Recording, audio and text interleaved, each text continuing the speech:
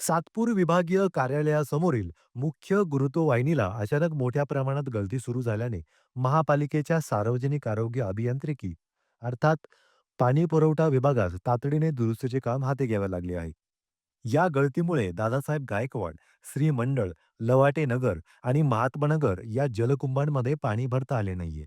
त्यामुळे दुरुस्तीचे काम होईपर्यंत आज 29 जुलै रोजी सातपूर विभागातील सकाळच्या सत्रातील आणि नाशिक पश्चिम विभागातील दुपारच्या सत्रातील पाणी पुरवठा पूर्णपणे बंद राहणार आहे. महापालिकेच्या माहितीनुसार दुरुस्तीचे काम मोठ्या स्वरूपाचे असल्याने गुरुवार 30 जुलै रोजी सकाळचा पाणी पुरवठा कमी दाबाने होण्याची शक्यता आहे. त्यामुळे नागरिकांनी उपलब्ध पाण्याचा जपून वापर करावा आणि महापालिकेला सहकार्य करावे असे आवाहन पाणी पुरवठा विभागाने केले आहे.